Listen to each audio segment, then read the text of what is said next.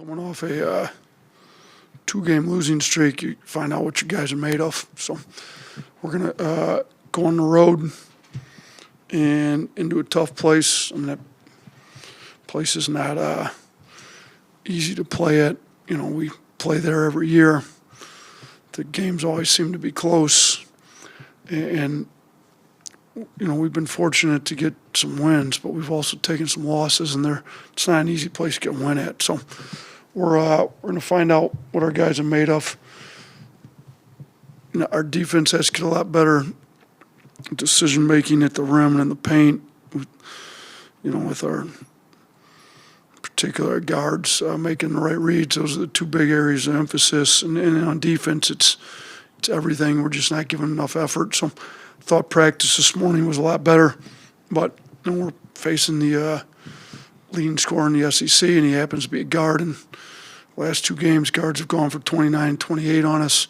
Hubbard's averaging 23, so we've got our hands full. He's averaging almost 30 in SEC games, so our guards are going to have to answer the bell because he's scoring at a better clip than anybody in the league right now. So it's going to be a tough match, and we're looking forward to getting back on the floor. That's a good thing with basketball is you have a tough game like you had Saturday, turn right around, play on Tuesday. They got a chance to show themselves, you know, a couple days later. Coach, it seems like there have been fewer minutes for Jal Bethea. Is there a status update on him, or maybe just a reason for that? We just got to get more comfortable with him on the defensive end. That you know, he doesn't get beat. I thought he was responsible for 6 points in the stretch he was in. Got to get the assignments down, switching down. You know, when he's supposed to be low man. So it's all the reps that he missed all summer and fall. It's hard to be exactly where you're supposed to be when you miss so many reps. So he looked good in practice today. You just got to continue to get him better on the defensive side of the ball so he can help us. You said after the game that you needed some leadership to maybe step up. Has there been a player or two during practice that's kind of stepped up in that way? Yeah, I mean, I thought we had good. We didn't do much practicing yesterday. We did some videos, some discussing. You know, I thought there was multiple guys that have stepped up, and even Reitzel, who's not playing, thought was pretty vocal yesterday. I think Taylor's been playing really well here lately. Thought he was pretty good, stepped up. Houston's, you know, a guy that you expect is going to step up and talk, and he did.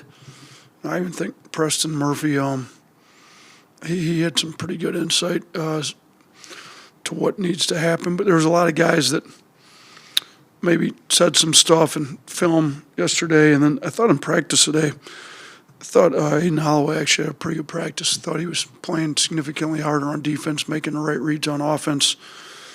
You know, and I thought the energy from everybody was better, but you know, we really need Aiden to be an elite defender, particularly in the perimeter. I thought he had a pretty good practice this morning. Coach, obviously you guys are really familiar with Josh Hubbard, led the scoring for them both times you played last year, but at their place scored 38 points. What can you take away from that performance last year, and what do you want to see the guys on this year's team do to stop him? Yeah, I mean, we better have a better plan than we did last year when he had 38. They're a good team, and he can score it.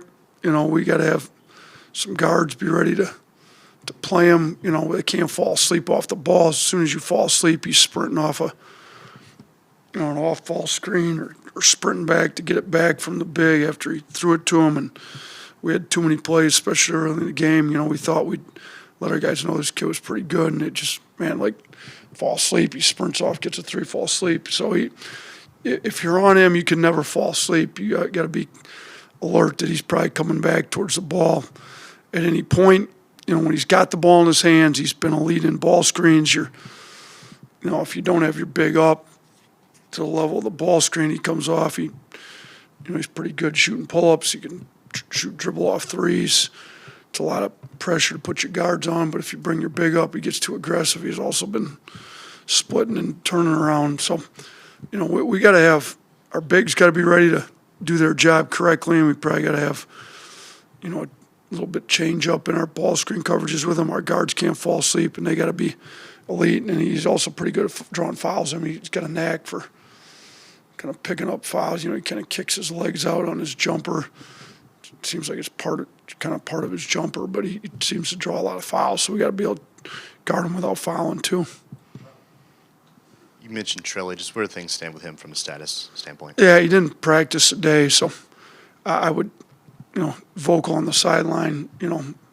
Think he wants to be in, but Clark's not comfortable yet with where he's at with that right leg kind of injury he's got going. So I would say he's probably doubtful unless something happens. Because even with Sherrill, Aiden was able to at least practice some going into Saturday's game. He didn't do everything Friday, and he was kind of a game team. Trelly didn't do much of anything today, so I would say he's probably doubtful for tomorrow. You hit on this at the end of your opening, but when you're coming off a 2-game losing streak, a performance you're disappointed in, do you like having this Tuesday quick turnaround, or would you rather have an extra day of practice, film study? I'd probably rather have Wednesday so that we got enough time to get it straight.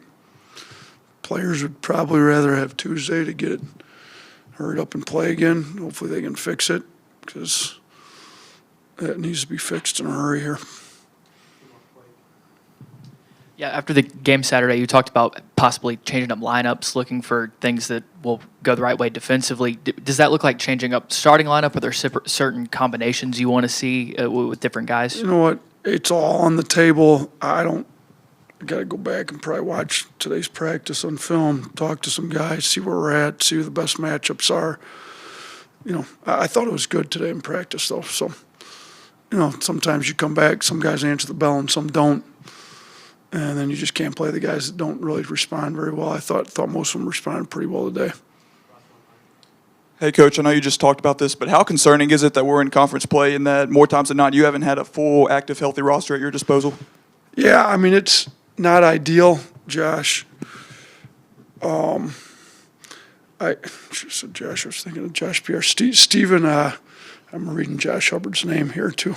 Steven let me know that we've had 10 different starting lineups, which I didn't even know that, and we've never had 10 different starting lineups through an entire season, and we're only halfway through the year, and we've had to have 10 different starting lineups. So not ideal, but got some guys getting different reps. Hopefully it makes us better for, February and March. But, yeah, I hope everybody's trending in the right direction.